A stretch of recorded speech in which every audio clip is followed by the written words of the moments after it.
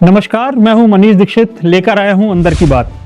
खनिज संसाधनों से भरपूर जो हमारा मध्य प्रदेश है, मध्य प्रदेश में को आखिर जो खनिज से मिलने वाला राजस्व है वो उतना क्यों नहीं मिल पा रहा जितनी हमने उम्मीद करी है, हमारे नीति निर्धारकों ने उम्मीद करी है। दरअसल इसका कारण है कि प्रदेश में खदानें, बहुत सारी ऐसी खदानें हैं जो सालों पहले लीज पर दी गई हैं, लेकिन इनमें से अधिकतर चालू नहीं हो सकी हैं। यह तब हो रहा है जब प्रदेश का मुख्यमंत्री डॉक्टर मोहन यादव भी खनिज क्षेत्र में निवेश को लेकर सम्मेलन कर रहे हैं। वे जानते हैं कि अगर प्रदेश के हिस्से में, जो हमारे हिस्से में राजस्व के सीमित संसाधन हैं, उसमें अगर खनिज का योगदान बढ़ जाएगा तो हमारे पास, प्रदेश के पास विकास कार्यों के लिए बहुत पैसा और मिलेगा, अतिरिक्त हमको पैसा मिल सकता है। मगर इस अफसरशाही का क्या करें?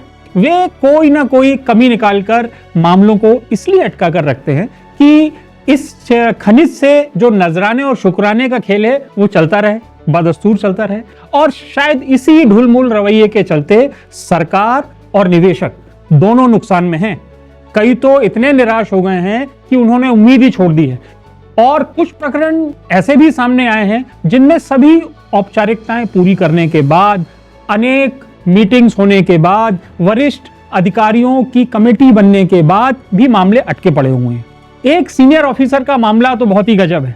वे खदान पर इसलिए अड़ंगा लगाए हुए हैं कि उनको लगता है कि जब कभी मामला सुप्रीम कोर्ट में जाएगा तो वे भी लपेटे में आ सकते हैं और उनकी छवि खराब हो सकती है। अब ये देखना होगा कि मुख्यमंत्री जो इस दिशा में प्रयास कर रहे हैं कि खनिज से हमको ज्यादा निवेशक होगी। कई ऐसे राज्य हैं जिनमें मध्य प्रदेश से कम संसाधन है, खनिज के संसाधन, बट उनका राजस्व हमसे बहुत अधिक है। अब ये जो उनका प्रायोरिटी सेक्टर है मुख्यमंत्री का, उसमें कैसे राजस्व बढ़ाते हैं ये देखना रोचक होगा। आमतौर पर विधानसभा या लोकसभा चुनाव में जब उम्मीदवार नामांकन के साथ जो हलफनामा दाखिल करते हैं, उसके आधार पर मीडिया में उसकी व्याख्या होती है। किसके ऊपर कितने मुकदमे हैं, किसके पास कितनी संपत्ति है, कितना कर्ज है, कितना सोना है, किसकी पत्नी के पास, किसके बच्चों के पास, उन्होंने कहां तक पढ़ाई करी है, उनके पास कौन से शस्त्र हैं, आदि आदि। एक संस्था है एसोसिएशन फॉर डेमोक्रेटिक रिफॉर्म्स, जिसको हम ADR के नाम से भी जानते हैं। यह जो संस्था है बड़े ही व्यवस्थित ढंग से इसका अध्ययन भी करती है। और इस बार ऐसी सूचना है कि शायद पहली बार उम्मीदवारों के हलफनामे पर सरकार और कुछ एजेंसियों की भी नजर है। अंदर की बात यह है कि इस बात की जांच हो सकती है कि किस उम्मीदवार की संपत्ति ज्यादा बड़ी है, और ज्यादा बड़ी है तो क्यों बड़ी है। गौर आपने भी देखा होगा आपके आसपास के कई उम्मीदवार जो आपके क्षेत्र के नेता हैं, उनकी संपत्ति 5 साल या 10 साल की अवधि में 5 गुना, 10 गुना, 20 गुना तक बढ़ जाती है। जिनका कानूनी रूप से वैध कारोबार है, उनकी बात तो अलग है कि भाई उनके धंधे में बरकत हो गई, लेकिन काफी सारे ऐसे नेता हैं जिनका कोई कारोबार नहीं है, फिर भी उनकी संपत्ति कई गुना बढ़ जाती है। अब इस चमत्कार का खुलासा तो जांच होने पर ही पता चलेगा। एजेंसियों की भी नजर संभवतः इसलिए उम्मीदवारों पर गई है क्योंकि जब ये रिपोर्ट्स आती हैं तो उसमें देखते हैं कि हर चुनाव में, चाहे प्रदेश हो या देश हो, उसमें करोड़पति उम्मीदवारों की संख्या लगातार बढ़ती जा रही है। अब ये देखना है कि ये जो जांच एजेंसियां जब इस पर अपनी वक्र दृष्टि डालेंगी और देखेंगी कि कौन से नेता की संपत्ति पर डिस्प्रोपोर्शनेट वृद्धि हुई है, यानी जिनके पास खुद का कोई काम धंधा नहीं था, कोई व्यवसाय नहीं था, उसके बावजूद उनकी संपत्ति में 5 गुना, 10 गुना, 20 गुना बढ़ोतरी हुई है।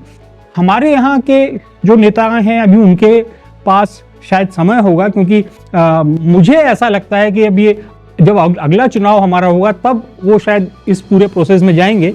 अगर उन्होंने पुराने जो उनकी रिपोर्ट्स हैं, जो इस हलफनामे हैं, उनको अगर उन्हें खंगालने शुरू कर दिया तो हो सकता कुछ लोग इस दायरे में आए। अब बात प्रदेश के एक वरिष्ठ भाजपा नेता की। लंबे समय तक सत्ता के करीब रहे ये नेताजी इन दोनों हाशिए पर चल रहे हैं और जाहिर है मुख्यधारा में लौटने के लिए भरसक प्रयास भी कर रहे हैं। नेताजी अपने बेबाक बोल बचन के लिए जाने जाते हैं। ये वही हैं जो एक लंबे समय से संघ से दूरी बनाकर चलते रहे। बहुत ही कम ऐसे मौके आए जब संघ के साथ उनका तालमेल दिखा, मगर अब क्योंकि वो मेन स्ट्रीम से दूर हो गए हैं, तब उनको शायद ये एहसास हो गया है कि कि बिना संघ की हरी झंडी के उनके अच्छे दिन शायद नहीं आ सके। इसीलिए हाल ही में वे गणवेश में नजर आए, और यही नहीं, उनके पुत्र और पौत्रों की गणवेश वाली तस्वीरें भी आजकल सोशल मीडिया पर वायरल हैं। अच्छा, एक बात बताते चलें कि जो नेताजी के पुत्र हैं उनके संबंध जरूर अपने क्षेत्र के नेताओं से हमेशा ठीक रहे, और अब इस पूरे घटनाक्रम को देखते हुए जो नेताजी के करीबी हैं वो उनके इन बदले तेवरों से बड़े आश्चर्यचकित हैं। मगर उनके करीबियों को यह भी पता है कि वे किसी को भी रुष्कर अपना आखिरी मौका गंवाना नहीं चाहते। अब देखते हैं कि नेताजी का ये जो बदला हुआ स्वरूप है और उनके व्यवहार में जो परिवर्तन आया है वह उनकी मंशा पूरी करवाता है या नहीं, क्योंकि अभी मंत्रिमंडल विस्तार होना बाकी है। हमारे प्रदेश में अलग अलग क्षेत्र हैं, मालवा है, बुंदेलखंड है, विंध्य है। तो आज हम बात करेंगे विंध्य वाले एक नेताजी और उनकी घर वापसी की तैयारी की। ये जो नेताजी हैं ये बड़े नेता माने जाते हैं क्षेत्र के, और इनकी ऐसी सुगबुगाहट है कि इनकी घर वापसी होने वाली है। यह जो माननीय है ये अपने बयानों के अलावा पाला बदलने के कारण भी चर्चा में रहते हैं। यह वही हैं जो कभी स्थानीय पुलिस के बड़े अधिकारी के खिलाफ अपने बयान के कारण चर्चा में रहे, या कभी अपने प्रदर्शन के कारण खबरों में बने रहते हैं। इसके अलावा विंध्य के एक बड़े नेता के विरोधी भी माने जाते हैं, और इन दोनों नेताओं में पट्टी भी नहीं है। मूलतः आपको ये बता दूं कि ये नेता जो हैं ये भाजपाई हैं और अभी वर्तमान में कांग्रेस पार्टी से विधायक हैं। इनकी जो धर्मपत्नी है, अर्धांगिनी है, वो भी पहले विधायक रह चुकी हैं। अंदर की बात यह है कि विंध्य की राजनीति को एक नया समीकरण देने के लिए नेताजी की घर वापसी की तैयारियां चल रही हैं। तय है, या आप मान के चलिए कि जब भी इनकी वापसी होगी तो विंध्य क्षेत्र में भाजपा के समीकरणों में कुछ बदलाव होगा। आज के लिए बस इतना ही। अगले हफ्ते फिर मिलेंगे पीपुल्स अपडेट में अंदर की बात लेके। नमस्कार।